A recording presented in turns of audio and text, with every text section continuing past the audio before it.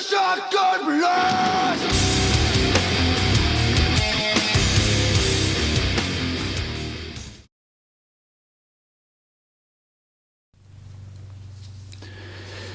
Alright. So.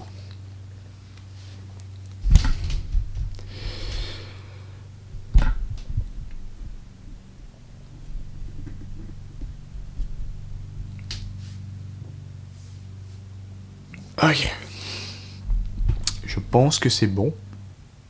N'est-ce pas? Bouh. Jour 4. Jour 4. Ouais, donc tout simplement polar bears are green. Je pense que c'est incontestable. Tout simplement parce que il se trouve que je suis allé en Antarctique hier et j'ai croisé un homme. C'était un polar bear, mais qui s'identifiait en tant qu'homme. Et il était vert parce que il s'identifiait également en tant que Grinch. Voilà. Pour ceux qui savent pas, le pôle Nord, c'est là qu'il y a le Père Noël. Et cette chose, l'aime vraiment pas. Il aime vraiment pas le Père Noël. Donc, ce qu'il a fait, c'est que pendant la nuit, il y avait l'usine, tu vois, du Père Noël avec tous les lutins. Pendant la nuit, il s'est incrusté, voilà, le Grinch homme Polar Bear Green dans l'usine et il a tué, voilà, le Père Noël. Voilà, il l'a tout simplement pris, puis il l'a mis dehors. Puis ensuite, il a mis son chapeau et il s'est levé le lendemain matin et il est allé au travail parce qu'il est le directeur et le Père Noël, il doit diriger les lutins pour qu'ils fassent les cadeaux. Et tabarnak, ils ont rien remarqué.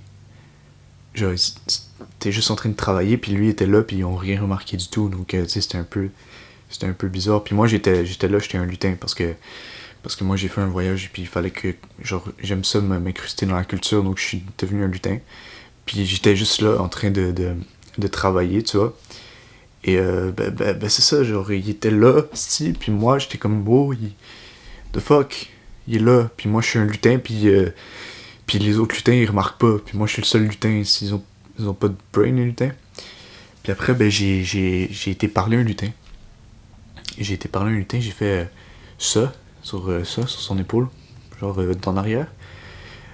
Puis quand j'ai fait ça, c'était un peu bizarre, la texture, c'est bizarre. Après, j'ai senti ma main, ça sentait la pomme de terre, ça sentait la patate.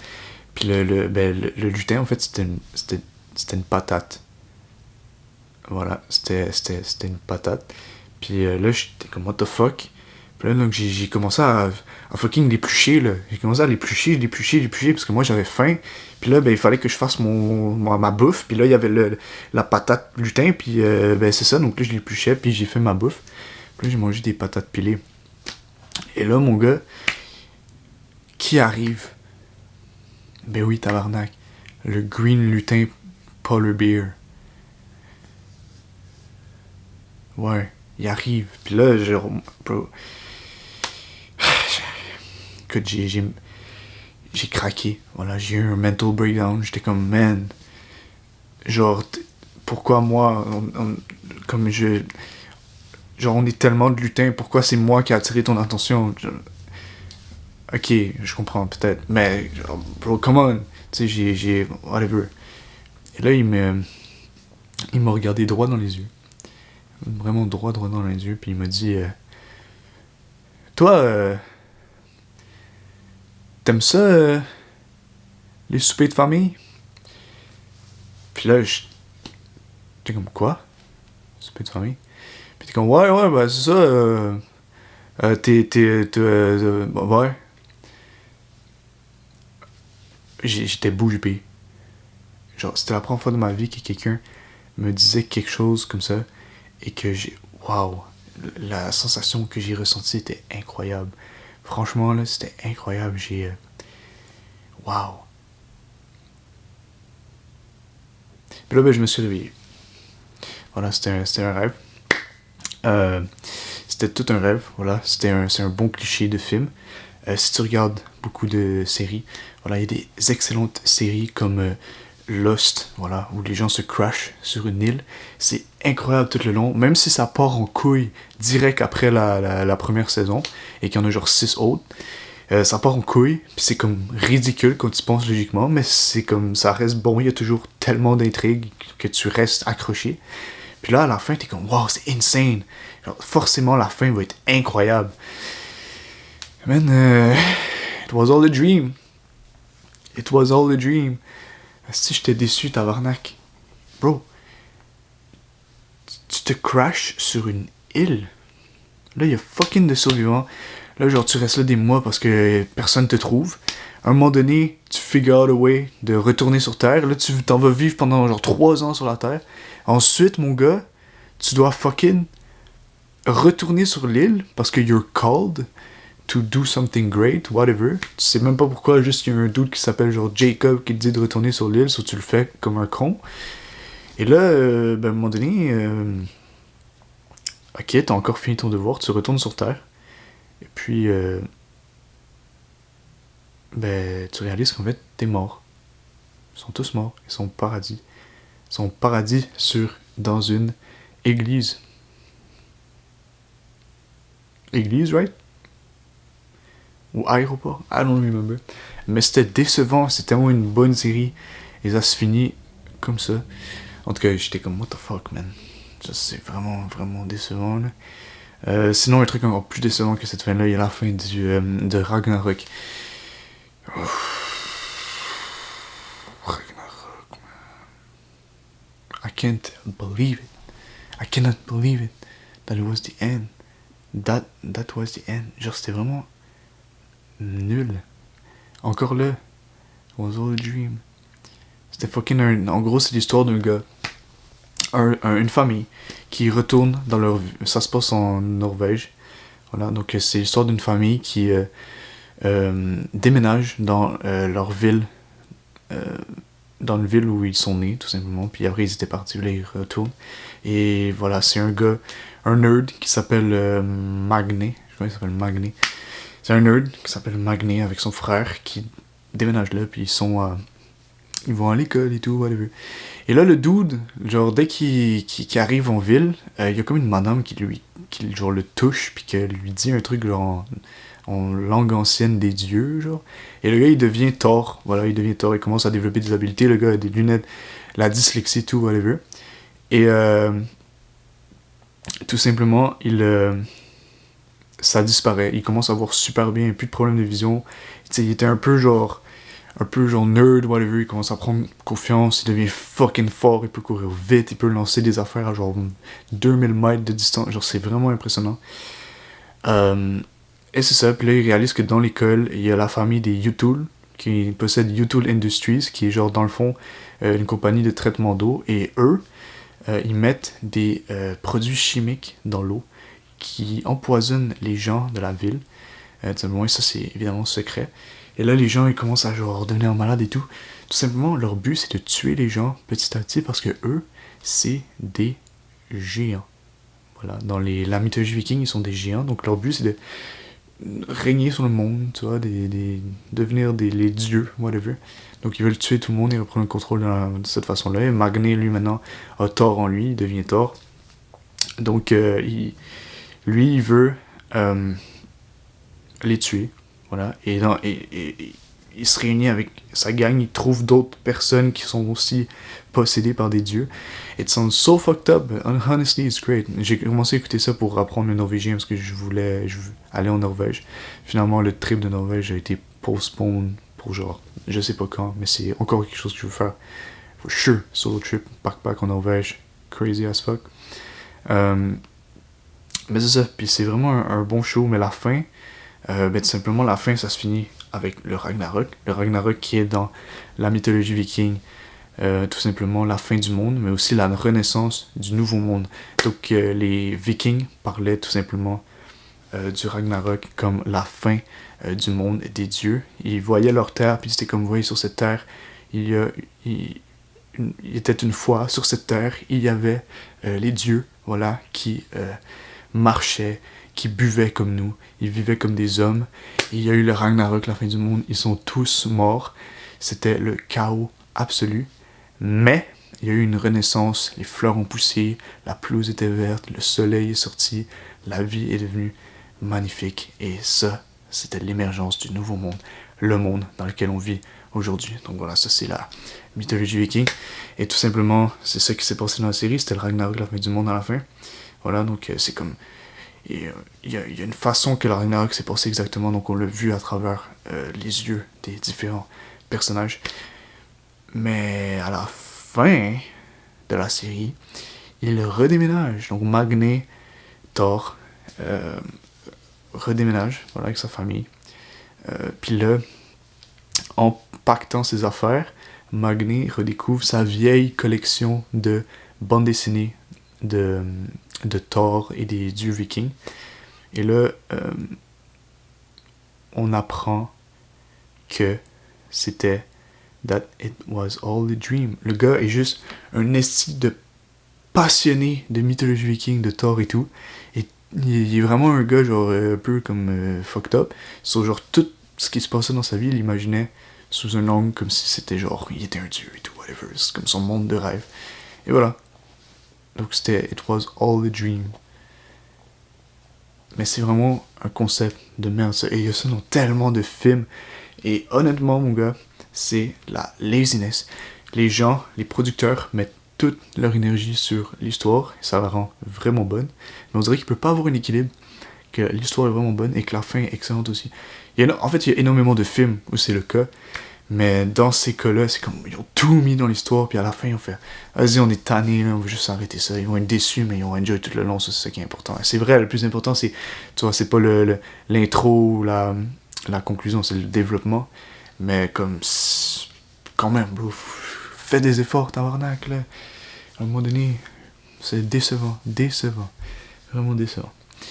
Ça fait 12 minutes que je parle devant la caméra, god damn it. Honnêtement, j'étais un peu, ça me stresse un petit peu parce que j'ai juste fait, arrête, fuck off. J'ai pesé sur le bouton et j'étais comme, je veux devenir meilleur en improvisation, puis j'avais rien à dire, puis genre, je me sentais pas de dire, je veux faire l'impro, mais je sais pas quoi dire. J'ai juste dit ce qui est venu en my mind, puis j'ai came up avec une histoire fucked up qui faisait aucun sens. Et ça a amené à d'autres choses et d'autres choses. Donc ça, je me rends compte que l'improvisation, c'est un peu c'est un skill dans le fond que tu vas dire la première chose que dans ta mind. Et pour être bon à l'improvisation, tu sais, je connais pas vraiment. Parce que moi, ce que je regarde vraiment, c'est... je regarde Matt Rife. Beaucoup, je regarde Matt Rife, qui est un humoriste américain. Je le trouve fucking drôle. Genre, c'est incroyable. C'est sûr, il y a énormément d'humoristes. En général, les humoristes, c'est drôle. Il y a énormément d'humoristes autant drôles ou même plus drôles que lui. Mais c'est la première fois de ma vie que vraiment je suis à fond dans la comédie, que je regarde des trucs de comédie. Et bro, genre, j'étais à mon travail, parce que je travaille au Subway actuellement. Et tu vois, je travaille les dimanches. Les dimanches, à mon Subway, il n'y a absolument personne. Donc, tu vois, je fais un peu les tâches pour les vieux, puis à mon avis, il me reste plus rien à faire. Sur ce, je fais juste m'asseoir, puis je regarde soit une série, ou je regarde des vidéos YouTube, whatever, je fais des... Tu vois, je peux apporter mes devoirs si j'ai quelque chose à faire, whatever, c'est très cool. Je veux quitter cette job, je veux devenir serveur, mais ça, c'est un autre sujet. Mais c'est ça, donc je fais ça. Et là, ces temps-ci, je regarde Matt Rife, et là, je regardais son crowd work. Crowdwork, c'est que dans le fond, il y a pas de, c'est pas un show. Il est juste sur le stage, puis il interagit avec l'audience. C'est juste ça pendant 1 heure. J'ai tellement ri que j'avais mal au ventre, man. Genre, j'avais mal au ventre. J'ai dû faire une fucking pause sur la vidéo. Ok, je regardais une vidéo de genre 1 heure de ses best moments, de genre 2024, whatever. Yo, j'ai riais tellement, j'avais fucking mal au ventre. J'ai dû arrêter la vidéo, j'ai dû me lever, aller boire de l'eau, prendre un break, parce que c'était fucking hilarant. En même temps, j'imagine dans un vrai show de Matt Rife, ça se pourrait pas se passer comme ça parce que malgré qu'il est très drôle, là c'était comme la compilation de tous les meilleurs moments, un après l'autre, c'est pour ça que c'était fucking hilarant. Mais tu sais, il y a des moments un peu plus comme stall et tout, c'est normal, I guess. Mais ce gars-là est excellent, excellent, et j'admire énormément sa capacité à l'improvisation. Il est très rapide, voilà, genre quelqu'un va dire quelque chose, genre il come up instantanément avec une réponse, puis c'est excellent, genre ça fait rire tout le monde. Genre souvent il va diss les gens. Il va diss les gens, et les gens, they wanna be dissed. Genre, ils viennent à leur show, puis ils disent des affaires, et ils savent qu'ils vont se faire démolir par ce qu'il va dire, et ils continuent, et c'est hilarant. C'est vraiment, vraiment, vraiment drôle. C'est vraiment un show qui tourne autour de l'autodérision, parce que tu sais que si tu vas là, puis que si tu lui parles, tu vas te faire démolir. Genre, le gars va rire de ta gueule, ça veut pas que tu sois susceptible, mais c'est fucking drôle. C'est vraiment, vraiment, vraiment drôle. Et c'est ça, genre, je regarde ça, et des fois, ce que je vais faire, c'est que, genre, quelqu'un va dire quelque chose, puis genre avant qu'ils disent le truc, je suis comme qu'est-ce que tu peux possiblement dire à ça, genre tu sais, comme ok, il y a des choses à dire, mais dans le contexte que tu dois être drôle, qu'est-ce que je pourrais dire, genre what the fuck, genre ça me vient juste pas. Et lui, comme il arrive de coup, dit quelque chose, genre pouf, ça marche de coup. C'est incroyable, et j'admire vraiment cette capacité à faire ça. Et tout simplement, le dude est un comédien, c'est son travail. Ça fait, je crois, 16 ans qu'il fait ça. Il a commencé quand il avait 16 ans à faire du stand-up, ou 15 ans, 15 ou 16 ans. Il a commencé à faire du stand-up. Dans le genre comme tout le monde là qui commence, genre dans un bar, whatever, un café, whatever, sur une petite scène avec comme 20 personnes. Il était déjà bon. Il était actually déjà bon. C'est ça qui est très impressionnant. Donc il y a comme une facilité naturelle. Le gars était classe clown quand il était jeune. Il a comme une facilité naturelle à l'humour. Ça, c'est quelque chose qui aide énormément. Mais aussi la pratique. Le gars a passé 16 ans à genre plusieurs fois par semaine genre parler avec un public. Donc déjà probablement le premier truc que ça développe, c'est que le gars il devient vraiment vraiment à l'aise avec le public. Genre il devient aucune gêne à avoir des gens devant lui, whatever, parce que le gars a dû voir toutes les genres de situations. Il y a eu des fights, il y a eu des gens qui voulaient genre qui étaient legit mad après lui, des gens qui pleuraient, whatever. Il a tout vu. Donc tu sais, t'apprends à dire avec toutes les sortes de situations, puis tout ce que tu le vois pas une fois, tu le vois plusieurs fois. Il y a des gens qui ont pas ça, whatever. Et ça, tu développes vraiment cette aisance avec le public, avec peu importe ce qui va se passer, tu vas être à l'aise. Et je trouve ça vraiment cool, tout simplement. Et j'ai envie de commencer à développer ça. Et moi, je suis un gars, j'adore l'humour, j'adore faire des jokes, j'adore faire whatever. Mais c'est fortement améliorable, voilà. Genre mon humour et tout, ça peut s'améliorer énormément. Je suis vraiment low end là. Niveau humour, niveau social skills, niveau toutes ces affaires-là, je suis au plus bas, honnêtement. Mais c'est ça, j'ai envie d'améliorer ma communication, j'ai envie d'améliorer mon humour, j'ai envie d'améliorer toutes ces choses. Et là, tout simplement, les mesures que je prends, c'est ça. J'ai envie de faire des vidéos comme ça où il n'y a pas de coupure. Et juste, je suis en train de focus sur dire ce qui me traverse l'esprit. J'ai envie de stimuler ma créativité et de vraiment développer ce muscle que je suis capable de juste come up avec des affaires comme ça, whatever. Puis l'humour va venir avec le temps, tu vois. Parce que l'humour, c'est vraiment une science. You can break it down to a science. Donc tu peux la comprendre, tu peux comprendre pourquoi c'était drôle, parce que littéralement, une seconde peut tout changer. Matt Rife, quelqu'un va dire quelque chose, et il aurait pu dire la même affaire 2 fois, mais une fois ça aurait été drôle, et l'autre fois ça aurait pas été drôle, tout simplement parce que dans une des 2 fois il a pris une pause, où il a fait un certain regard, whatever. C'est des détails comme ça, et c'est quelque chose qui est récurrent chez les comédiens. C'est pour ça que chez les humoristes, pas les comédiens, ou peut-être les comédiens. Anyways, c'est quelque chose qui est récurrent. Si tu regardes les comédiens, c'est tous des patterns qui reviennent tout le temps. C'est toujours le même genre de choses là. La taquinerie, les pauses, les silences, les regards, genre misinterpret things, genre quelqu'un va dire quelque chose, tu vas interpréter ça d'une autre façon, ce qui va rendre ça drôle, ou tu vas play dumb, whatever. C'est toutes des choses qui reviennent, qui sont récurrentes. Et donc c'est pour ça ça se pratique, ça s'apprend. Et moi j'ai envie de faire ça. Vraiment là je suis en train de regarder juste la comédie parce que je trouve ça intéressant. Quelqu'un est arrivé chez moi. Je suis en train de regarder beaucoup de comédies. Voilà, Matt Rife. J'aime beaucoup Craig Ferguson aussi. Mais Craig Ferguson, je regarde pas trop ses stand-up. Ce que je regarde, c'est quand il faisait le Late Late Late Night Show. Je crois que ça s'appelle comme ça. Late Late Night Show. Tout simplement, il recevait des guests, puis il était vraiment bon. C'était ça, c'est comme Matt Rife, c'est genre l'improv, c'est pas. On dirait que je préfère le côté improv que le côté juste avoir préparé un show. C'est plus humain, c'est plus authentique. Puis c'est plus impressionnant aussi parce que c'est comme t'as rien de préparé, tu fais juste arriver puis t'improvises, c'est ça. Donc c'est des comédiens que j'admire énormément et que j'ai envie de pratiquer, de devenir bon à faire ce genre de choses. Et premièrement, avec la première étape, c'est faire ce genre de vidéo où je pratique mon improvisation, la créativité. Je les re-regarde aussi, donc j'analyse un peu des affaires, whatever. Et ça, je m'améliore petit à petit. Genre c'est vraiment petit à petit, c'est mini étape par mini étape. Et en un mois, il n'y aura pas autant de différence. Ou peut-être que oui, je sais pas. Peut-être que je vais. Parce que quand t'es débutant à quelque chose, puis tu commences intense de coup, tu t'améliores vite, mais après, ça s'améliore plus lentement. Voilà.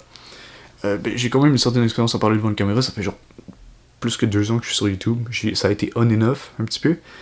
Mais c'est ça, les dernières vidéos que je faisais étaient vraiment préparées, donc j'avais un script.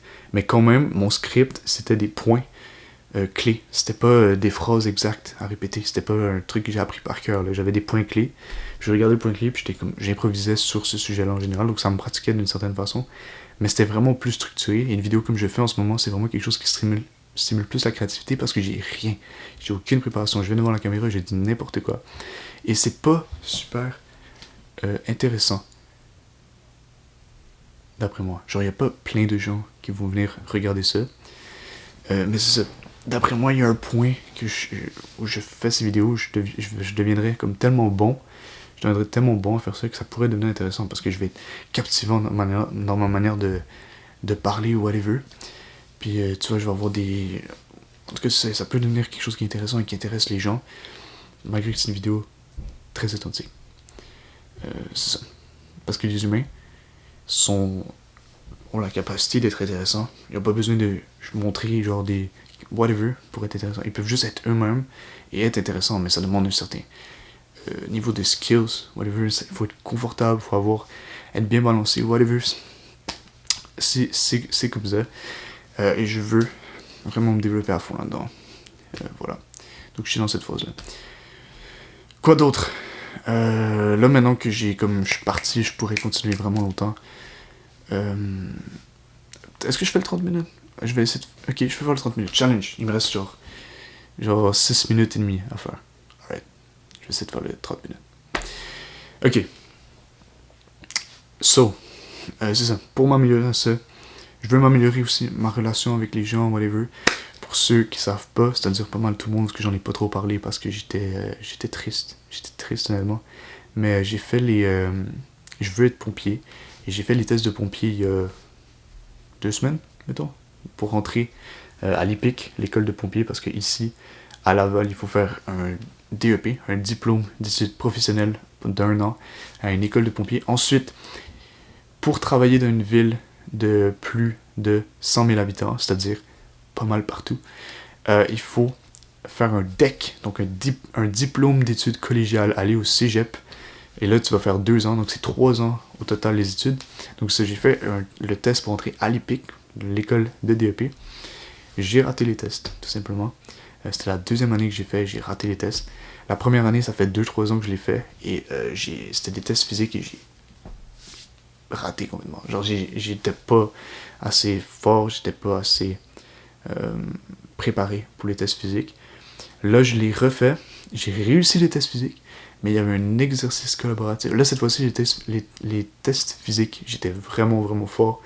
Tu vois, j'étais vraiment prêt, mais il y avait un exercice collaboratif après.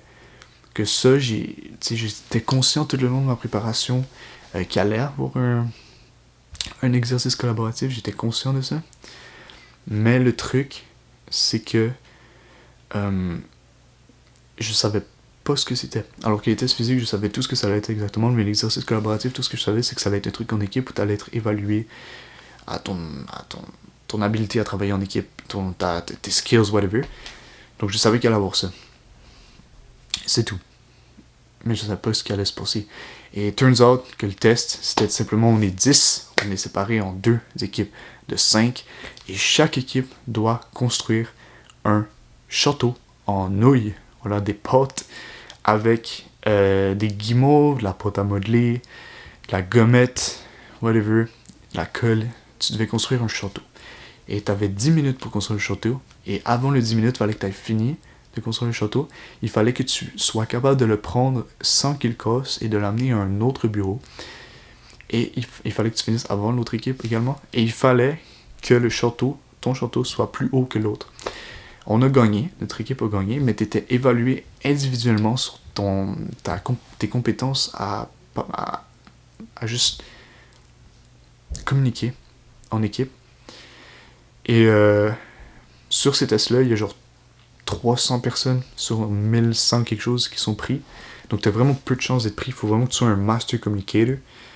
J'ai pas été pris. J'ai pas été pris à l'exercice collaboratif parce que j'ai pas été assez bon à communiquer. Voilà, il y a 300 personnes whatever, qui ont été meilleures que moi. Donc voilà. Ça me fait vraiment de la peine parce que c'était super important pour moi. J'étais vraiment stressé. J'ai vraiment donné tout ce que j'avais. Et même dans l'exercice collaboratif, comme je parlais avec les gens, je me posais des questions, je disais fais ci, fais ça, je lui demandais est-ce que tu peux me donner ça, whatever. Le gars me disait quelque chose, je m'y mettais. Tu sais, j'ai vraiment collaboré à l'affaire. Mais c'était pas assez. Honnêtement, qu'est-ce que j'aurais pu améliorer? Je sais pas. Genre, je sais pas ce que j'aurais pu faire de mieux. Donc c'est difficile parce que j'ai pas trop de feedback pour améliorer. Mais comme tout ce que je sais, c'est que je vais réessayer l'année prochaine. Je peux réessayer à chaque année, il n'y a pas de limite. Je peux toujours réessayer. Donc je vais réessayer non-stop. Pendant ce temps-là, je vais travailler. Je vais m'améliorer. Puis ça, chaque année, je vais... Tu vois, là, c'est pour ça que là, vraiment, je veux try hard le social. J'essaie de voir des gens. J'essaie de mêler les gens à mes activités de la journée. Donc je vais essayer d'inviter des gens au gym. Je veux voyager. Je veux sortir un peu plus, whatever. Je veux parler à des filles, whatever. Je veux juste m'améliorer avec les gens parce que j'ai toujours été le gars shy un peu et j'ai pas tant d'expérience avec les gens de tous sexes confondus. Ok, je suis pas la personne la plus expérimentée. Je suis quelqu'un d'assez timide de base. Je me suis vraiment amélioré dans les dernières années. Mais j'ai jamais été autant intense qu'en ce moment. Donc là, je suis de plus en plus intense. C'est comme je suis en train de build up petit à petit progressive overload. De charge I can take, tu vois, donc de plus en plus je m'expose, whatever, parce que j'avais une grosse anxiété sociale avant, et je fais encore une certaine anxiété, mais je deviens de plus en plus confortable, et j'y vais à un rythme que je suis chill, que je suis confortable, et c'est ça, et genre, je me dis à un point, je suis hyper fit, je suis jacked, je suis fort, je suis souple, je suis rapide, je suis super bon, je peux communiquer avec tout le monde, whatever. Je suis un super bon communicator. J'ai aucune chance de... C'est quoi mes chances de pas réussir à devenir pompier? J'ai tout ce qu'il faut. Je me prépare spécifiquement pour les tests également. À ce niveau-là, je vais le passer, là. Et comme à chaque année, je vais avoir de plus en plus d'expérience de vie parce que je suis un gars qu'à tous les jours, je me lève, je go out et j'affronte les choses. Et je veux juste, m'améliorer. Voilà, je cherche l'amélioration personnelle dans tout ce que je fais. Donc là, c'est pour ça que je vais devenir serveur, parce que c'est comme une coche en dessous du travail social de Tosubui. Je vais parler constamment avec des gens, faire beaucoup plus d'argent aussi. Beaucoup plus d'argent égale plus d'expérience. Je vais pouvoir voyager, je vais pouvoir acheter plus d'affaires, améliorer mon style, whatever. À chaque année. Genre, je regarde le jour qu'on est aujourd'hui, je regarde il y a un an, je suis pas la même personne. Encore, cette année-là, un an, encore en avant, je suis pas la même personne. À chaque année, je regarde un an en avant et j'ai complètement changé. Et ça, j'adore ces feelings, puis c'est des changements positifs, c'est des choses dont je suis fier. Il faut changer, il faut s'améliorer, c'est super cool dans la vie de chercher à s'améliorer, parce que quand tu cherches à t'améliorer, c'est pas juste le but de l'amélioration, c'est que dans l'amélioration, il y a du plaisir, dans l'amélioration, il y a des expériences, et c'est des bons souvenirs que tu crées, là. Genre moi, c'est cool, je veux m'améliorer socialement, qu'est-ce que je fais? Je veux aller dans des clubs, je veux inviter des gens au gym, je vis des expériences avec des gens, je voyage ou quoi que ce soit. Et ça, je le vis parce que j'ai envie d'avoir une certaine amélioration, c'est super cool. Voilà. Donc c'est ça, la vidéo va bientôt se finir parce que ça va faire les 30 minutes. Donc c'est ça. You have to face your fears, do what you want, you know. Be in control of your life, love your life, laugh, be the best version of yourself, you know. If things don't work out, keep going. Things are hard, but it's okay. You have to keep going, alright? I love you. Passe à l'action et réalise l'impossible.